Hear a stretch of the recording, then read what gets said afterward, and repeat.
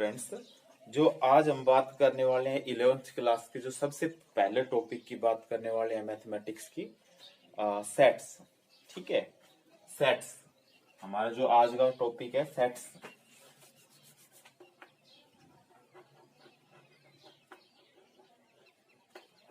Mathematics class 11।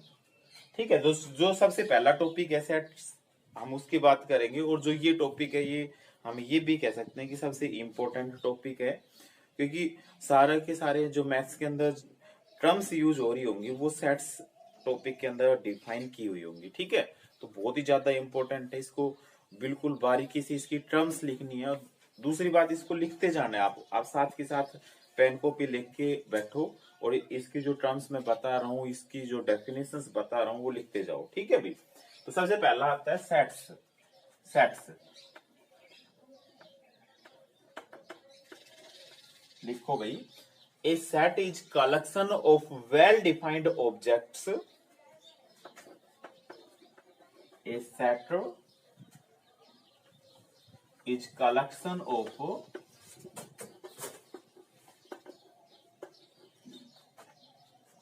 well defined objects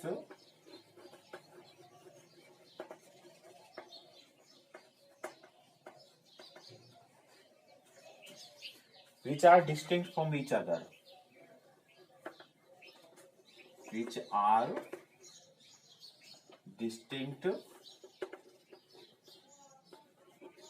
from each other।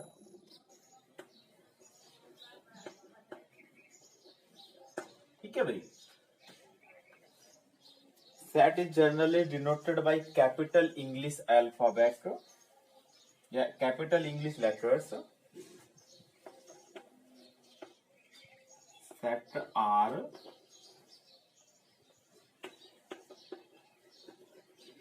generally denoted by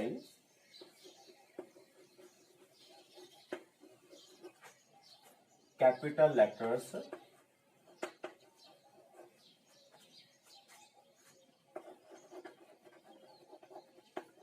capital A, capital B, capital C, ऐसे करके, and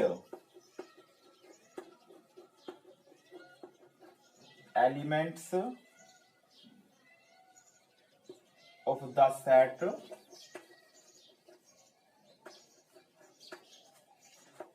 by small A, small B, small C, ठीक है भाई। तो देखो, सबसे पहली बात आती है कि सेट होता क्या है। ये क्या क्या कह रहा है, सेट इज कलेक्शन।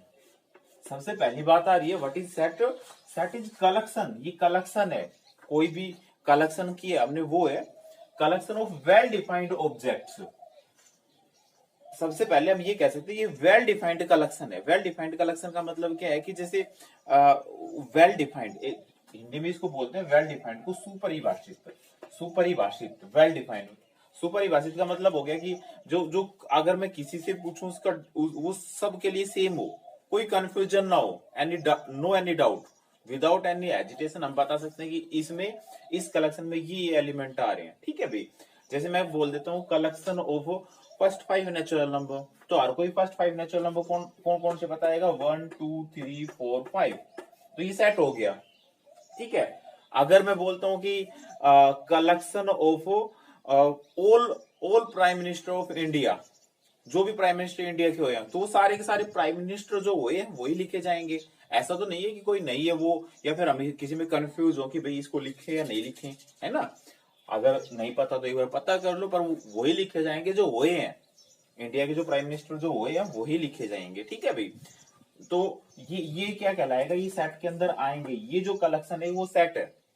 मेरी बात समझ रहे हो, क्या कह रहा है, a set is collection of well defined object which are distinct from each other. जो एक दूसरे से अलग अलग है उनकी कलेक्शन, वो क्या कहलाएगी, सेट कहलाएगी। अब कहोगे कि कौन सी कलेक्शन है वो सेट नहीं कहलाएगी। ठीक है भाई, कौन सी कलेक्शन सेट नहीं कहलाएगी, तो जैसे ये हो गया कि एक collection of 10 most talented students of the school, collection of 10 most talented students of the, तो मोस्ट टैलेंटेड में कौन आएगा, वो एक कंफ्यूजन हो गया कि भाई किसको हम मोस्ट टैलेंटेड में ले या किसको मोस्ट टैलेंटेड में नहीं ले।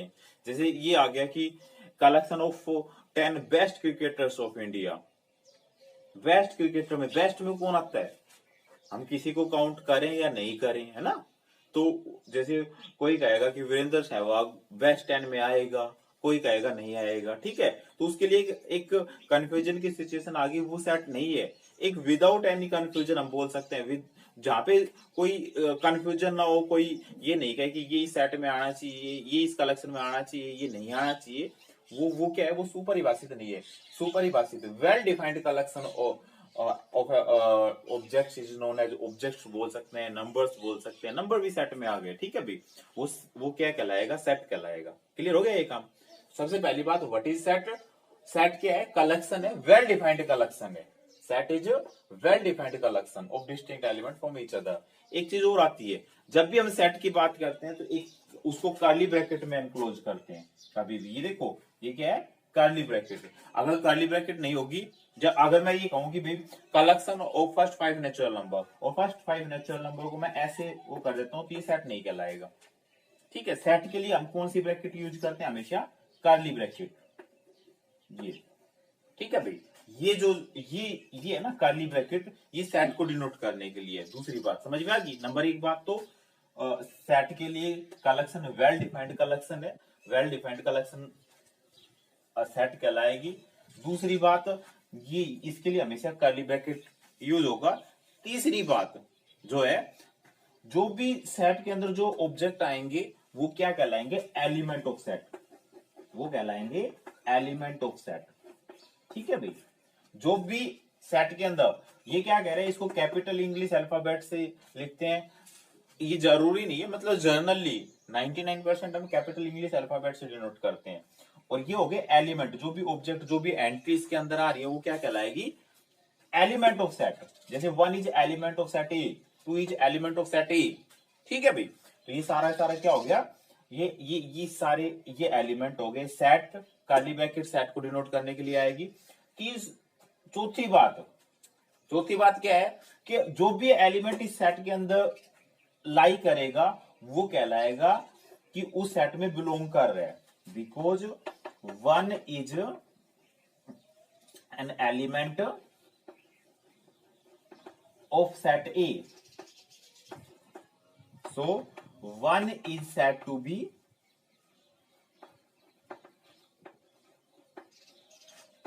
belonging to A।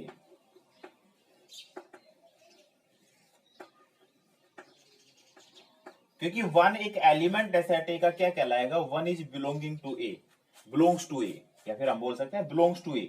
1 बिलोंग करेगा, जैसे 1 बिलोंग्स टू ए, ये जो साइन है ना, ये बिलोंग्स टू का साइन है, ठीक है भाई। 1 बिलोंग्स टू ए, ये पढ़ा जाएगा 1 belongs to A, 2 belongs to A. कई बच्चे इस साइन को ऐसे बना देते हैं, ये गलत है।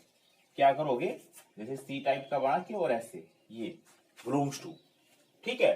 3 belongs to A, 4 belongs to A, 5 belongs to A, 6 not belongs to, does not belongs to A. ये क्या कहलाएगा, does not belongs to A, ठीक है।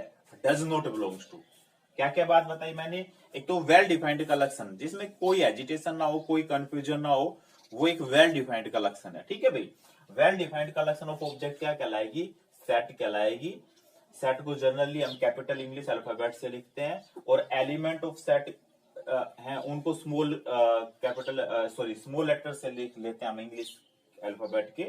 तो सेट क्या बताया, वेल डिफाइंड कलेक्शन। अब इंपॉर्टेंट बातें मैंने बताई थी, इसको जो जब भी हम सेट को डिनोट करेंगे, सेट के लिए हम कर्ली ब्रैकेट का यूज करेंगे हमेशा की हमेशा। ये एक रूल समझ लो, एक रूल ही बना दिया, इसके लिए कर्ली ब्रैकेट ही यूज होगी। अगर हम कॉमन ब्रैकेट लगाते हैं या फिर स्क्वायर ब्रैकेट लगाते हैं तो वो सेट को डिनोट करने का सही तरीका नहीं है, ठीक है। उसके बाद बताया कि भाई जो भी सेट के अंदर जो एंट्री आएंगी, जो भी ऑब्जेक्ट आएंगे, वो कहलाएंगे एलिमेंट ऑफ दैट सेट। क्या कहलाएंगे, एलिमेंट ऑफ दैट सेट। फिर उसके बाद बताया एलिमेंट ऑफ सेट जो भी होगा वो क्या कहलाएगा, उससे बिलोंग कर रहा है। जैसे 1 बिलोंग्स टू ए, ठीक है, और उसको डिनोट करने के लिए ये साइन है, बिलोंग्स टू का साइन है ये, ठीक है। और अगर कोई एलिमेंट उसमें लाई नहीं कर रहा है तो डज नॉट बिलोंग्स टू आएगा। ठीक है, क्या कहलाएगा वो? Does not belongs to. इतना काम क्लियर हो गया? ठीक है ना। जैसे दूसरी बात, अब एक एक चीज और भी मैं लिख लेता हूँ। ये चीज समझ में आ गई ना कि सेट क्या होता है ना। एक बार मैं अगर आपकी एनसीईआरटी की बुक की बात करूं तो एनसीईआरटी की बुक के अंदर कुछ एक जैसे क्वेश्चन नंबर फर्स्ट एक्सरसाइज का फर्स्ट ही क्वेश्चन दे रखा है इसमें।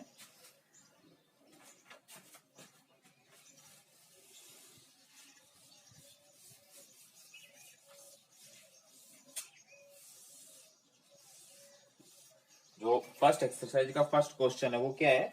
जैसे ये कह रहा है which of the following are set justify your answer. First कह रहा है the collection of all months of the year beginning with letter J. क्या कह रहा है? The collection of all the months of the year beginning with letter जे। ठीक है भाई, ये पूछा ये सेट है या नहीं है ना। The collection of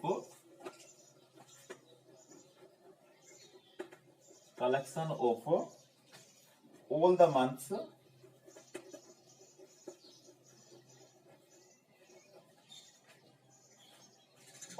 of a year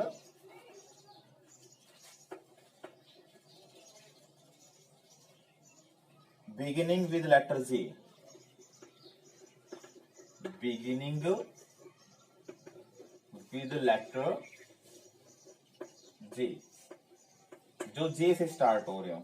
ठीक है भाई, the collection of all months of the year beginning with letter J, जो J से स्टार्ट हो रहे हैं वो वाले। अब देखो, जो J से स्टार्ट हो रहे हैं वो वाले collection of all the months of a year beginning with letter J, जो J से स्टार्ट हो रहे हैं। अब देखो जनवरी, जनवरी का इसमें देखो क्या कोई कंफ्यूज हो रहेगा? नहीं भाई, सीधी सी बात है। अब ये बिल्कुल विदाउट हम कंफ्यूजन बोल पा रहे हैं कि जनवरी इस कलेक्शन का एक मेंबर है, एक इसका एलिमेंट है जनवरी, है ना। फिर फेब फरवरी नहीं है, मार्च नहीं है, अप्रैल नहीं है, मई नहीं है, जून है। ठीक है, जनवरी जनवरी, जून, जुलाई, अगस्त, सितंबर, अक्टूबर, नवंबर, दिसंबर नहीं है। तो ये तीन तीन जो एलिमेंट हो गए ये इसमें लाई कर रहे हैं। तो ये वेल डिफाइंड कलेक्शन है, ये सेट है। ठीक है भाई, ऐसे इसका जैसे सेकंड हो गया the collection of 10 most talented writers of India. ये क्या है?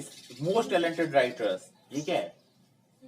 सेट नहीं है। मोस्ट टैलेंटेड की एक वेल डिफाइन वो नहीं हुआ, क्योंकि वेल डिफाइंड के लिए जब हम बात करेंगे कि भाई अब मोस्ट टैलेंटेड, तो मोस्ट टैलेंटेड कोई किसी को मोस्ट टैलेंटेड मानेगा, मोस्ट टैलेंटेड जो 10 है कोई किसी को, कोई किसी को, तो सबके लिए एक अलग अलग है। इसी का देखो सेकंड क्वेश्चन जो बुक में दे रखा है वो किस टाइप का दे रखा है?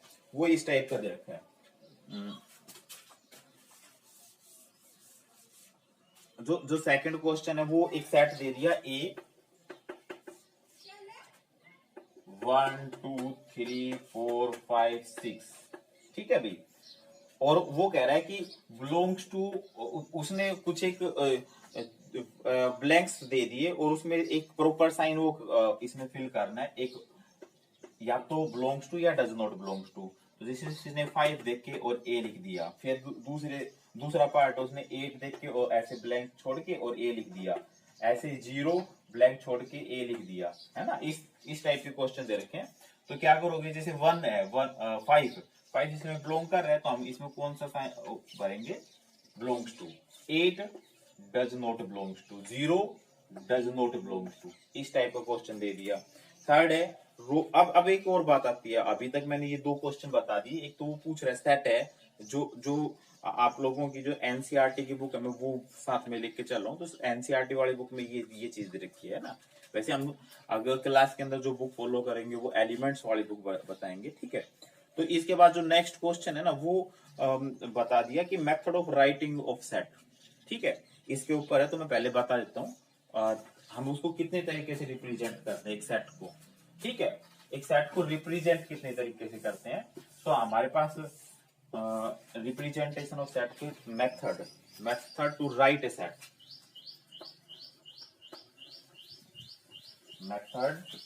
Methods to write a set.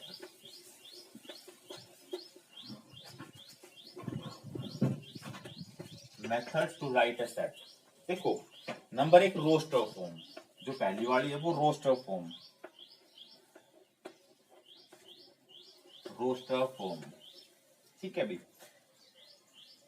And दूसरी है ये रोस्टर फॉर्म को हम टेबुलर फॉर्म भी बोल देते हैं, टेबुलर फॉर्म। भाई अभी तक मैंने क्या बताया सेट क्या होता है, उसके बाद उसको राइट कैसे करते हैं, सेट को लिखते कैसे हैं, ठीक है भाई।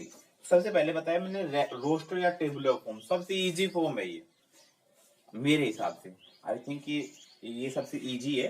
ये क्या कह रहा है, in this method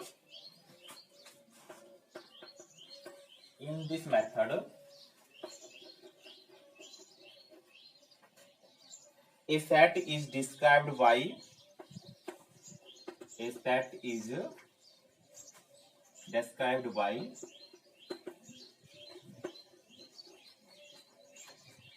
listing elements,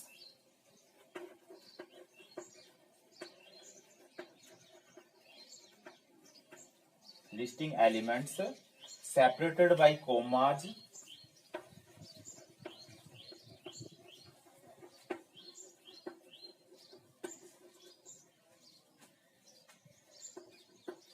and enclosed then by curly bracket।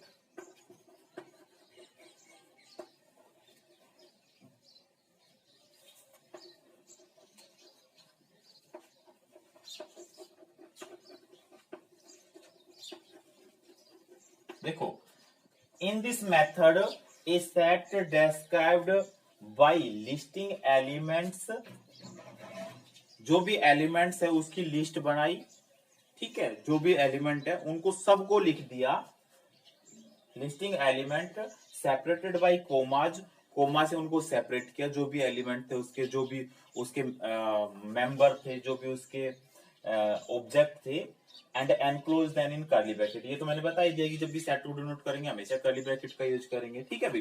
तो इसमें क्या करना है रोस्टर फॉर्म में, जैसे मैंने क्या बताई थी भाई, set of first 5 natural number, ये collection of first 5 natural number. तो ये अगर मैं रोस्टर फॉर्म में लिखूंगा तो कैसे लिखूंगा, 1 2 3 4 5। मैंने क्या कर दिया, इसमें सारे के सारे एलिमेंट लिख दिए, इसके अंदर कर्ली ब्रैकेट का यूज कर दिया, ठीक है भाई। जैसे मैंने लिख दिया कि भाई सपोज करो कि कोई भी, जैसे एक वो कर दिया कि अब जो क्रिकेट टीम है इंडिया की प्रेजेंट टीम है, वो तो सारे के सारे एलिमेंट्स का कलेक्शन, या फिर हम ये बोल देते हैं कि भाई जैसे सारे एलिमेंट्स का सारे एलिमेंट्स को लिखेंगे, बीच बीच में कोमा लगाते चले जाएंगे। जैसे एक आध एग्जांपल और ले लेते हैं कि भाई सपोज करो कि मैं एक इक्वेशन लिख देता हूँ और उस इक्वेशन के रूट, ठीक है, तो उस जैसे मैं मान लेता हूँ एक collection of all roots of the equation x² - 3x + 2 is equal to 0, roots of the equation. तो हमें पता है इसके रूट कौन कौन से आएंगे, 1 और 2। तो इसको अगर मैं रोस्टर या टेबुलर फॉर्म में लिखूंगा तो 1 और 2। क्लियर हो गया एक काम, ठीक है भाई। तो ये तो था रोस्टर फॉर्म या टेबुलर फॉर्म। सेकंड जो फॉर्म है वो कौन सी है, ये फॉर्म आप लोगों ने अभी तक पढ़ी है, या जो भी अगर सेट के बारे में थोड़ा बहुत समझ में आया तो उसे आप लोगों ने रोस्टर फॉर्म में पढ़ी है। दूसरी है टेबुलर फॉर्म, तो नहीं sorry, set builder form, set builder, set builder form, set builder form. In this case we write down the property or rule which gives us all the element of the set, ठीक है भाई। देखो in this case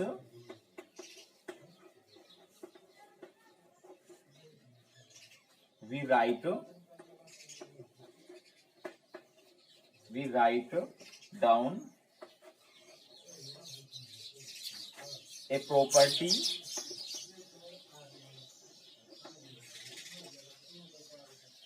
or rule which gives us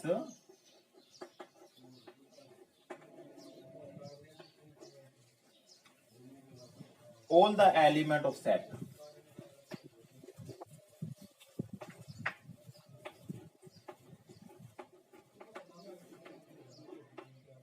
ठीक है भाई। तो देखो जैसे ए हो गया, मैंने क्या लिखा था, जैसे फर्स्ट 5 नेचुरल नंबर के लिए एक सेट बताया था, तो फर्स्ट 5 नेचुरल नंबर का जो सेट है 1 2 3 4 5, इसमें जो 1 2 3 4 5 था, इसको मैं सेट बुल्डर फॉर्म में कैसे लिखूंगा, x such that x is natural number, तो x belongs to capital N। Capital N हमेशा के हमेशा हम किसके लिए यूज करते हैं, नेचुरल नंबर के सेट के लिए। तो ये x नेचुरल नंबर होना चाहिए and x less than equal to 5 natural number होना चाहिए, फर्स्ट 5 से लेस देन इक्वल टू होना चाहिए। तो ये कौन सी होगी, ये सेट बुल्डर फॉर्म होगी। ठीक है, ये सेट बुल्डर फॉर्म होगी। क्लियर हो गया ना ये काम। जैसे एक और हम एग्जांपल ले लेते हैं, एक सेट ए है, अब एक सेट ए हम यूज लिख रहे हैं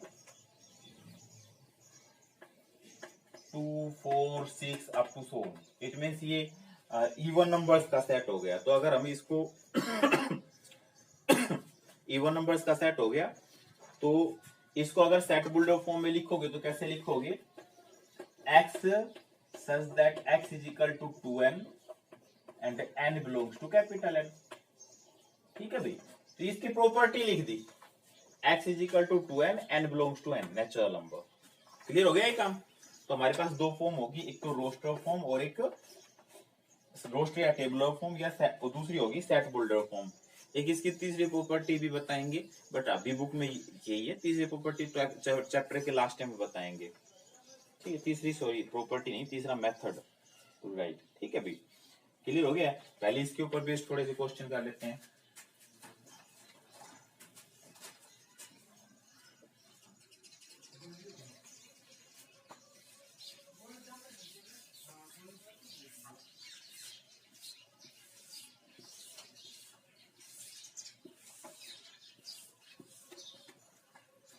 देखो भाई एक बार बुक देना।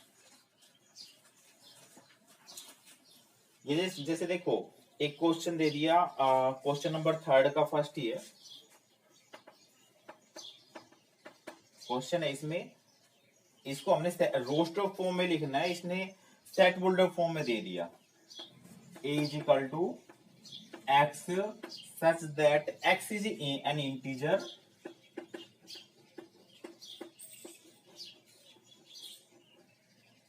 integer and -3x7। क्लियर हुआ, x such that x is N integer, और x किस किस के बीच में लाई कर रहा है, -3 एंड 7 के बीच में लाई कर रहे हैं। x is N integer and -3 और 7 के बीच में लाई कर रहा है। अब देखो अगर मैं इसी को टेबुलर या ये यही कह रहे हैं इसके रोस्टर फॉर्म में, तो x इंटीजर है, -3 से बड़ा इंटीजर कौन सा आएगा, -2, -3 से बड़ा है ना, -2, आगे दूसरा -1, फिर 0 1 2 3 4 5 6, तो ये हो गया -2 -1 0 1 2 3 4 5 6, तो ये क्या होगी, ये इसकी रोस्टर फॉर्म होगी। क्लियर हो गया ये काम। जैसे ये दे दिया, इसका 5th पार्ट है, ये बात कह रहा है कि इसको रोस्टर फॉर्म में लिखो, E the set of all letters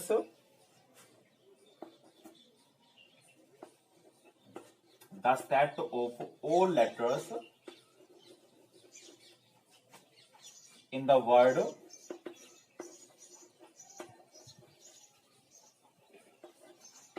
trigonometry।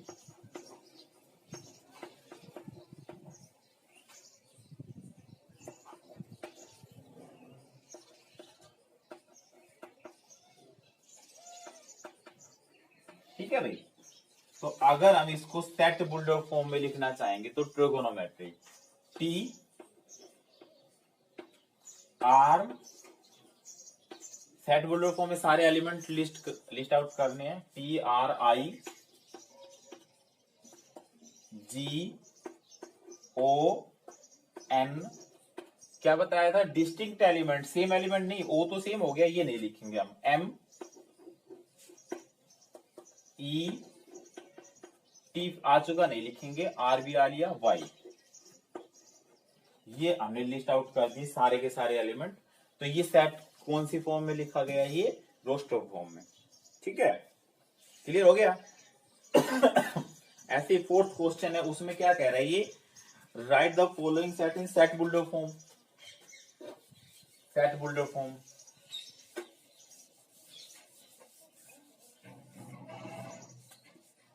ठीक है। जैसे क्वेश्चन नंबर फोर्थ का फर्स्ट है, लेट इसको मैं ए मान लेता हूं, 3, 6, 9, 12। तो इसको कौन सी फॉर्म में लिखना है? सेट बुल्डर फॉर्म में। तो सेट बुल्डर फॉर्म के लिए हर एक एलिमेंट की जो कॉमन प्रॉपर्टी है वो लिखनी है ना, प्रॉपर्टी। तो प्रॉपर्टी कौन सी है? ये सारे के सारे 3 के मल्टीपल है ना। तो ये क्या आएगा, x such that x is equal to 3n, n belongs to natural number, n natural number होगा, और n जो है वो लेस देन इक्वल टू 4 होगा। ठीक है, आप देखो लेस देन इक्वल टू 4 यानी 4 तक 1 2 3 4, 1 रखेंगे तो यहाँ पे 3 आ गया, 2 रखेंगे तो 3 इंटू 2 6 आ गया, 3 रखेंगे 3 इंटू 3 9 आ गया, 4 रखेंगे तो 12 आ गया। तो ये आ गया, क्लियर हो गया ये काम। तो ये हमारे पास क्या था, जैसे एलिमेंट्स को लिस्ट आउट करना था, ये चीज थी। ऐसे ही फिफ्थ क्वेश्चन में है, list all the elements of the sets. तो ये जो क्वेश्चन नंबर फिफ्थ है, फिफ्थ में क्या करना है, फिफ्थ का फर्स्ट ये है, सारी एलिमेंट, इट मींस इसको हमने किस फॉर्म में लिखना है? अगर सारे एलिमेंट लिखने इसका मतलब कौन सी फॉर्म में लिखना है? रोस्टर फॉर्म में, है ना। तो यहाँ पे दे दिया a is equal to x such that x is an odd natural number, x is an odd natural number.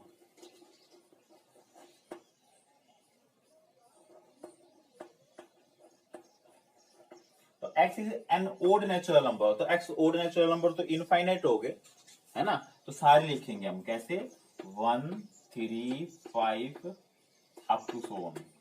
तो ये एक इनफाइनाइट सेट हो गया, है ना। एक और एग्जांपल ले लेते हैं क्वेश्चन नंबर फिफ्थ का, सेकंड ही देखो, b इज इक्वल टू, इसने लिख दिया x such that x is N integer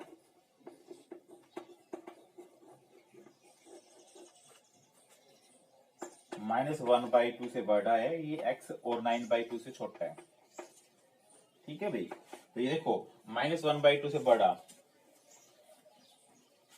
ये जैसे नंबर लाइन है, ये हो गया 0 -1 1 2 3 4 5 6। अब देखो -1/2 तो यहां से कहीं पे लाई करेगा, और 9/2 यहां से लाई करेगा। -1/2 से बड़ा और 9/2 से छोटा, ये सारे जो इंटीजर है वो आ जाएंगे 0 1 2 3 4। कौन कौन से आगे, 0 1 2 3 4। तो ये सारे एलिमेंट आगे किस में आ गए, ये आगे जो क्या बात कर रहा था मैं, लिस्ट करने थे सारे एलिमेंट, तो ये आ गए। ठीक है, ऐसे 6 है, ये मैच करना है, ये आप लोगों के लिए, आप लोग इसके ऊपर प्रैक्टिस करो, कोई प्रॉब्लम आती है तो वो पूछो। ठीक है, अब बात कर रहा हूं मैं इसकी टाइप्स की। चलो ये एक्सरसाइज ही कंप्लीट होगी, आप एक कंप्लीट एक्सरसाइज करो। देखो अगर आप लोगों के पास एनसीईआरटी वाली बुक नहीं है, तो एनसीईआरटी वाली बुक तो बड़ी इजीली आप एनसीईआरटी की साइट के ऊपर जाके बुक्स के ऊपर डाउनलोड कर सकते हो, तो आपको बुक मिल जाएगी। ठीक है, बाकी कुछ एक नोट्स है, मैं वो आपके पास ग्रुप में सेंड कर दूंगा, बुक आराम से आपको वहां से मिल जाएगी। और काम जैसे ये थोड़ा ही बहुत क्वेश्चन बताए, मैं ये करके देखो, अगर मैं सारे करा देता हूँ तो फिर आप प्रैक्टिस नहीं कर पाओगे, है ना। तो एक बार करके देखो इनको, प्रॉब्लम आती है तो ग्रुप में सेंड करो। ठीक है।